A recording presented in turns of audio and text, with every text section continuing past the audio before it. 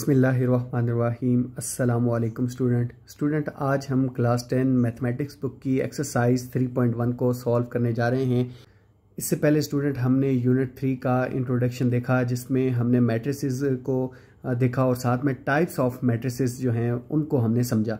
तो आज हम स्टूडेंट एक्सरसाइज 3.1 के सारे क्वेश्चंस अपने इस वीडियो लेक्चर में कवर करेंगे। इसमें स्टूडेंट अगर हम मूव करें क्वेश्चन नंबर 1 की तरफ, हमारे पास जो क्वेश्चन नंबर 1 है वो ये है कि right the number of rose columns and order of the given matrices. In matrices का हमने रोज, कॉलम और ऑर्डर बताना है। जिस तरह पहला जो क्वेश्चन है हमारे पास वो है कि 1+2 और साथ में 4+5, ये एक मैट्रिक्स है। और इसमें अगर आप देखें तो सबसे पहले हम क्या करेंगे, इस मैट्रिक्स को सिंप्लीफाई करेंगे। सिंप्लीफाई का मतलब ये है कि जिस तरह ये दो नंबर ऐड हो रहे हैं तो हम इनको पहले ऐड कर देंगे। 1 और 2 ऐड करके कितना आएगा 3, और 4 और 5 को ऐड करके हमारे पास जो रिजल्ट आता है वो है 9। देख सकते हैं कि जो हॉरिजॉन्टल अरेंजमेंट है वो सिर्फ 1 है, तो इस वजह से जो नंबर ऑफ रोज है वो 1 है, क्योंकि रोज कहते हैं हॉरिजॉन्टल अरेंजमेंट ऑफ नंबर्स को। क्योंकि आप वर्टिकल अरेंजमेंट ऑफ नंबर देखें तो वो 2 हैं, तो इस वजह से जो इसके नंबर ऑफ कॉलम्स हैं वो 2 हैं। तो हम यहाँ इसको लिख लेंगे कि नंबर ऑफ कॉलम्स जो हैं वो 2 हैं। इस तरह अगर हम इसके ऑर्डर्स की बात करें तो ऑर्डर में हमेशा पहले रोज लिखी जाती हैं, बाद में कॉलम लिखे जाते हैं। तो हम इसको लिखेंगे 1/2, यानी क्योंकि रोज 1 है और कॉलम 2 हैं। स्टूडेंट नेक्स्ट इसके बी पार्ट की तरफ अगर हम मूव करें, उसमें जो हमारे पास एलिमेंट्स हैं वो हैं a+s 0 0 d+s। तो यहाँ देखें कि a और s तो आपस में ऐड नहीं हो सकते, यानी हम इसको सिंप्लीफाई नहीं कर सकते। लेकिन अगर हम इसको देखें तो जो हॉरिजॉन्टल अरेंजमेंट है वो 2 हैं। इसमें जैसे नज़र भी आ रहा है 2 लाइंस लग सकती हैं, हॉरिजॉन्टल अरेंजमेंट 2 हैं, तो इस वजह से जो नंबर ऑफ रोज हैं उसको हमने लिखा 2। और जो वर्टिकल अरेंजमेंट है स्टूडेंट वो भी 2 ही हैं, तो इस वजह से इसका जो ऑर्डर ऑफ मैट्रिक्स होगा वो 2×2 होगा। 2/2 भी आप इसको लिख सकते हैं। स्टूडेंट अगर एडिशन का, डिवीजन का, सब्ट्रैक्शन का या मल्टीप्लिकेशन का साइन हो इन 2 नंबर्स के दरमियान, तो इसको एक ही अरेंजमेंट आपने कंसीडर करना है, यानी जो वर्टिकल अरेंजमेंट है उसमें इसको एक ही अरेंजमेंट हम कहेंगे। a+s एक अरेंजमेंट है वर्टिकल अरेंजमेंट, और 0 जो है वो 0 वाली जो लाइन है वो दूसरी वर्टिकल अरेंजमेंट है। तो इस तरह इसकी जो वर्टिकल अरेंजमेंट है वो 2 हैं। नेक्स्ट स्टूडेंट अगर हम सी पार्ट की तरफ मूव करें, इसमें 5/s है, यानी यहाँ बीच में लाइन लगी है। तो आप कह सकते हैं कि जो नंबर ऑफ रोज हैं इसमें एक ही है, यानी हॉरिजॉन्टल अरेंजमेंट आपने एक कंसीडर करनी है, क्योंकि 5 और 7 जो है वो डिवाइड हो रहे हैं। और जो नंबर ऑफ कॉलम्स की अगर हम बात करें तो उसमें भी वर्टिकल अरेंजमेंट जो है वो 1 है, तो इस वजह से नंबर ऑफ कॉलम भी इसमें 1 है। तो ऑर्डर ऑफ मैट्रिक्स क्या होगा, 1/1 होगा। नेक्स्ट स्टूडेंट देखें कि इसके डी पार्ट में अगर हम मूव करें तो इसमें 4+2 × 1+5। तो सबसे पहले आपने इस तरह अगर एडिशन के साइन आ रहे हैं, मल्टीप्लिकेशन के साइन आ रहे हैं, तो पहले आपने इसको सिंप्लीफाई करना है। अब सिंप्लीफाई कैसे करेंगे, सिंप्लीफाई करेंगे अकॉर्डिंग टू डिमैस रूल, यानी पहले आप डिवाइड करते हैं, मल्टीप्लाई करते हैं, एडिशन और देन सब्ट्रैक्शन का नंबर आता है। तो पहले हम इनमें मल्टीप्लाई करेंगे, 2 और 1 को मल्टीप्लाई करेंगे तो 2 आएगा, और फिर देन एडिशन आप करें तो इसमें जो आंसर आता है वो 11 है। तो अब इसमें जो नंबर ऑफ रोज हैं, नंबर ऑफ रोज कहते हैं हम लोग हॉरिजॉन्टल अरेंजमेंट को, तो हॉरिजॉन्टल अरेंजमेंट सिर्फ 1 है, उसको हमने यहाँ लिख दिया, और जो वर्टिकल अरेंजमेंट है वो भी 1 है। तो ऑर्डर ऑफ मैट्रिक्स क्या होगा, 1/1 होगा। हम क्वेश्चन नंबर 2 की तरफ मूव करें, इसमें है कि check whether the following pair of the matrix are equal और नॉट, यानी ये जो मैट्रिक्स हमारे पास गिवन है क्या ये इक्वल मैट्रिक्स हैं या नहीं है, इसको हम अभी सॉल्व करते हैं। स्टूडेंट ये आंसर करने से पहले कि ये मैट्रिक्स, दोनों मैट्रिक्स इक्वल हैं या नहीं, पहले हम सेकंड जो मैट्रिक्स है इसको सिंप्लीफाई कर लेते हैं। अगर हम इसको सिंप्लीफाई करें तो √25 माइनस √25 हमारे पास आंसर आएगा 0, और √25 जो है इसको आप 5 का स्क्वायर लिख सकते हैं, और 5 का स्क्वायर इस स्क्वायर रूट से कैंसिल आउट होकर यहाँ 5 आएगा। अब ये वाला 5 और डिनोमिनेटर वाला 5 आपस में कैंसिल आउट होकर यहाँ 1 आ जाएगा। इसी तरीके से 16 जो है इसको आप लिख सकते हैं 4 का स्क्वायर, 4 का स्क्वायर अपने स्क्वायर रूट से कैंसिल आउट होकर यहाँ ऊपर 4 आएगा और नीचे भी 4 आएगा, ये दोनों कैंसिल आउट होकर 1 आ जाएंगे। इसी तरह से अगर हम लास्ट नंबर की इसकी बात करें तो वो हमारे पास है 16 - 16 को अगर आप माइनस करें 0 आता है, और 0 का स्क्वायर रूट 0 ही होता है। तो अब हम किस तरह से कह सकते हैं कि क्या ये दोनों मैट्रिक्स जो हैं वो इक्वल हैं या नहीं हैं।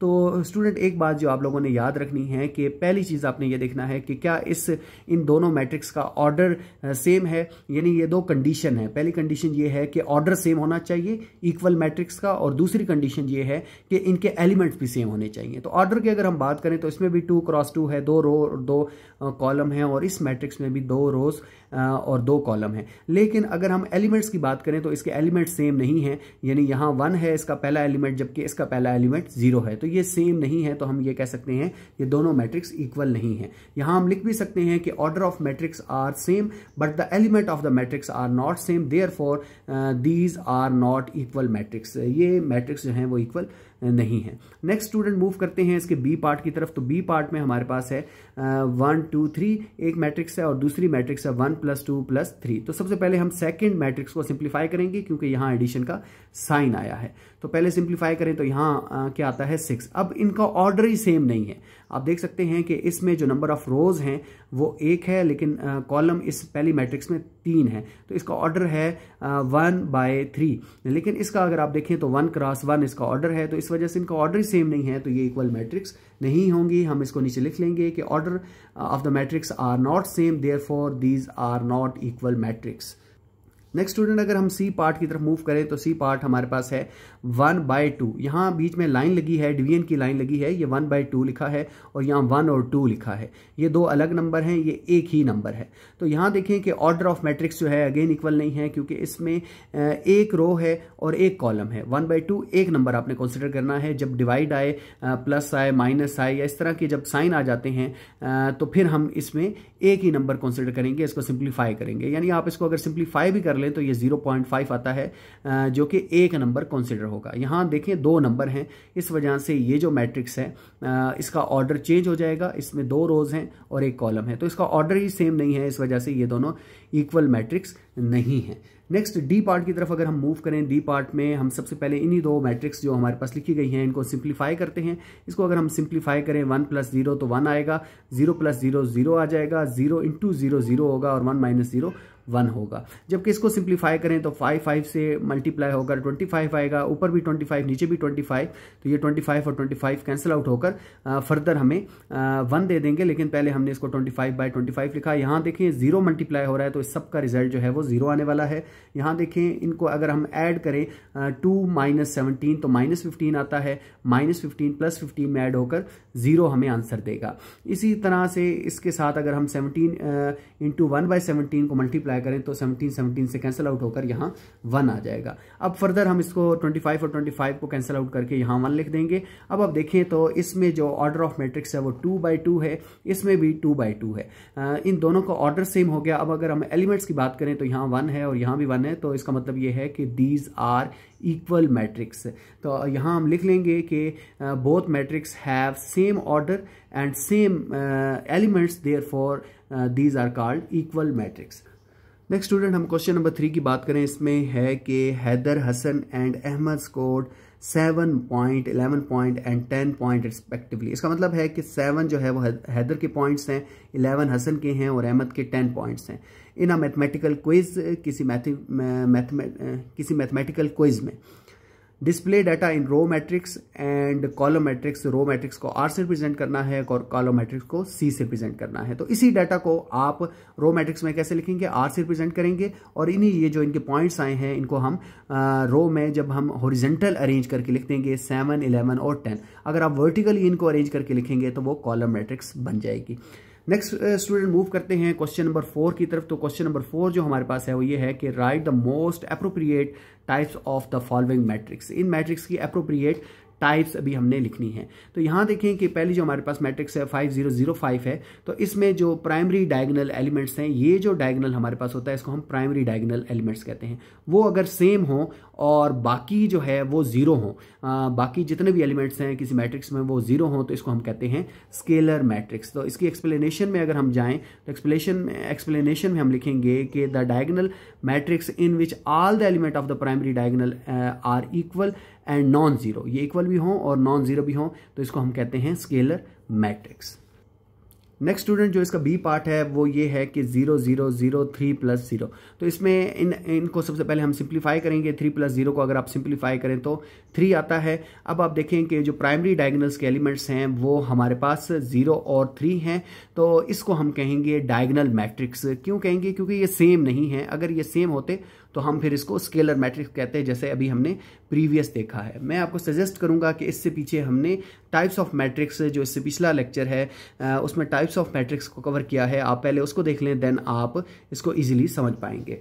तो अभी अगर हम मूव करें नेक्स्ट इसकी एक्सप्लेनेशन की तरफ, तो because the primary diagonal elements are non zero, तो जो प्राइमरी डायगोनल एलिमेंट्स हैं वो नॉन जीरो हैं, इस वजह से हम इसको क्या कह रहे हैं, डायगोनल मैट्रिक्स कह रहे हैं। नेक्स्ट स्टूडेंट देखें कि जो सी पार्ट है इसमें वो है 15 इंटू 3 और 9 इंटू 5 है।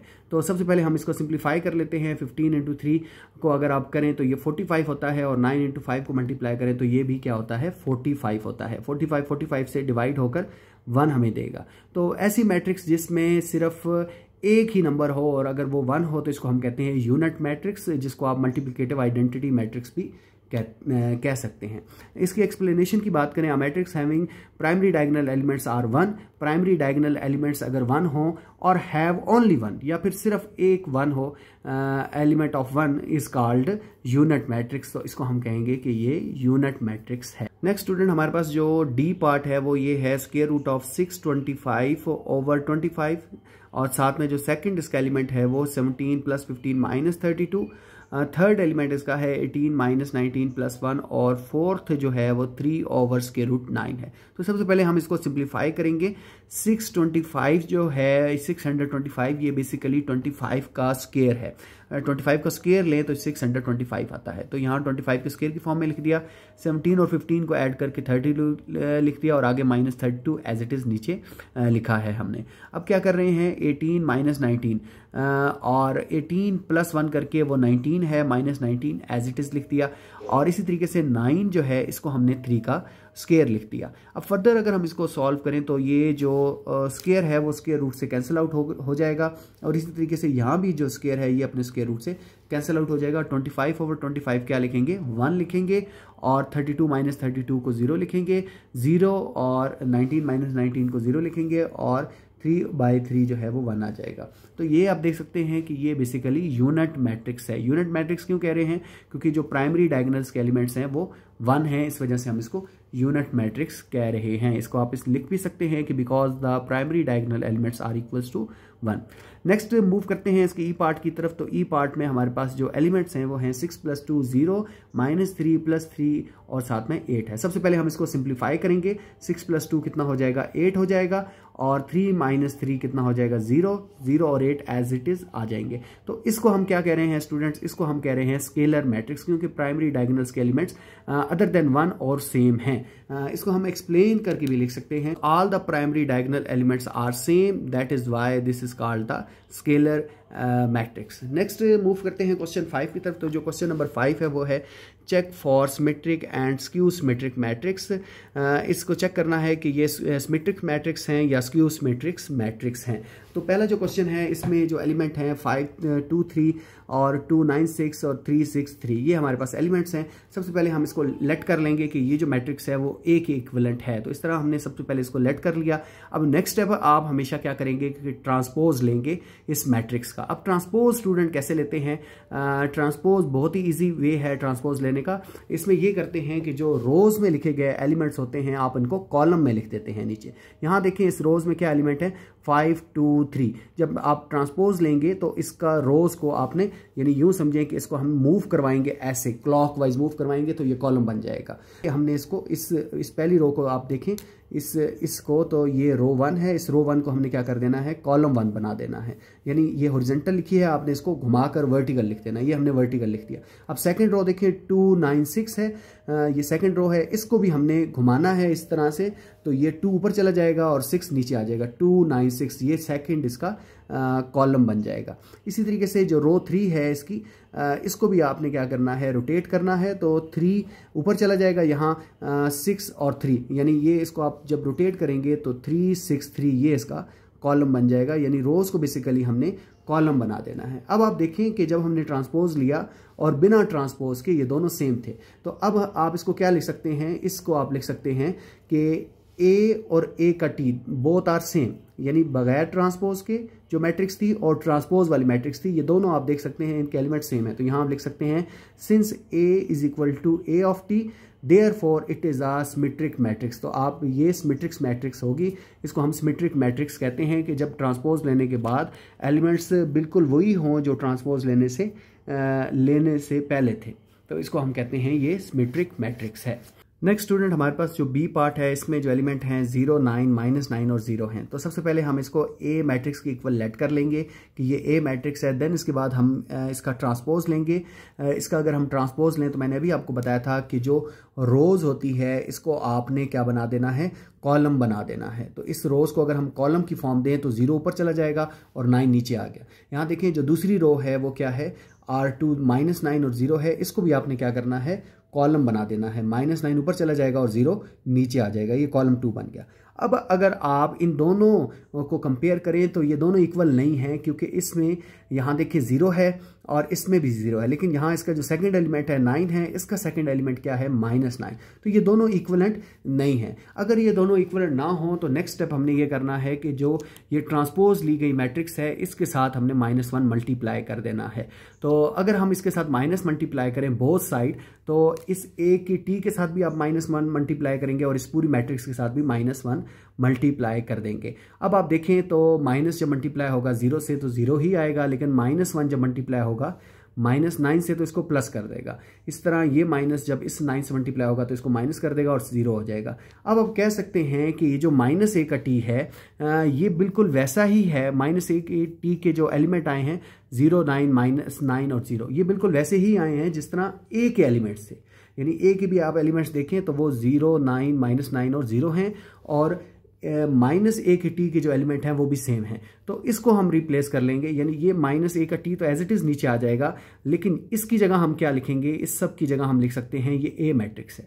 तो ये जो कंडीशन है कि -a का t इज इक्वल हो जाए a के, तो इसको हम कहते हैं स्क्यू सिमेट्रिक मैट्रिक्स कहते हैं। लेकिन अगर यहाँ माइनस ना आता, सिर्फ a का t इक्वल a हो जाता, तो इसको हम कहते हैं ये सिमेट्रिक्स मैट्रिक हैं।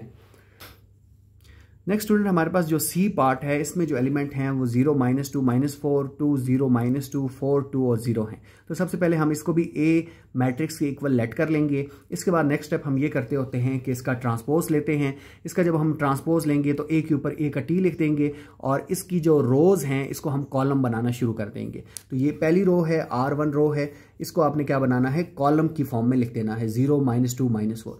दूसरी जो रो है 2, 0 और -2, इसको भी आपने कॉलम 2 की फॉर्म में 2, 0 और -2 की फॉर्म में लिख दिया।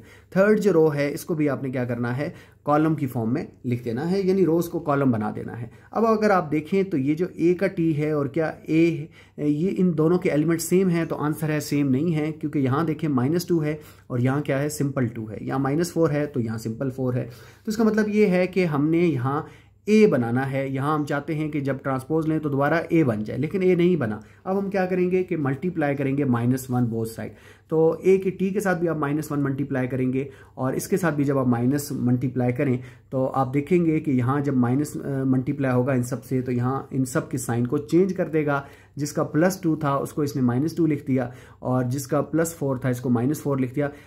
यानी इन सिंपल आप कह सकते हैं कि सबके साइन जो है वो चेंज हो गए हैं। अब आप देखिए तो ये वाली जो मैट्रिक्स है ये बिल्कुल वैसी ही बनी है जो शुरू में हमने ए लेट की थी, यानी इसकी बात मैं कर रहा हूँ। ये जो मैट्रिक्स हमारे पास बनी है ये बिल्कुल वैसी ही बनी है जो ए की मैट्रिक्स है, यानी इसको आपने ज़हन में रखना है 0, -2, -4।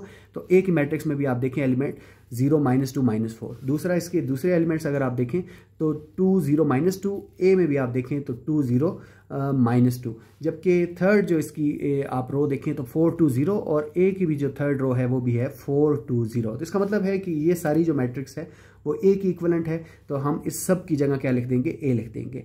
तो अगर ये कंडीशन हो कि -a का टी इक्वल आ जाए ए के, तो इसको हम कहते हैं ये स्क्यू सिमेट्रिक मैट्रिक्स है।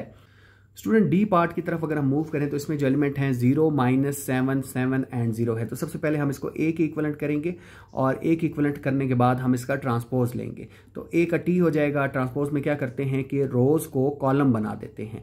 तो यहाँ पहली रोज 0, 7, 0 -7 को हमने 0 -7 लिख दिया। दूसरी जो रो थी 7, 0 इसको 7, 0 की फॉर्म में लिख दिया। अभी ये दोनों मैट्रिक्स इक्वल नहीं है। अगर ये दोनों मैट्रिक्स इक्वल होती तो हम इसको यहीं खत्म कर देते। ये सिमेट्रिक मैट्रिक्स की निशानी थी। लेकिन अब हम क्या करेंगे कि मल्टीप्लाई करेंगे -1 बोथ साइड।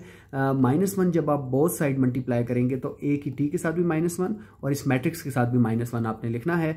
जब आप इसके साथ -1 मल्टीप्लाई करेंगे तो ये सबके साइन चेंज कर देगा, यानी इसको 0 कर देगा।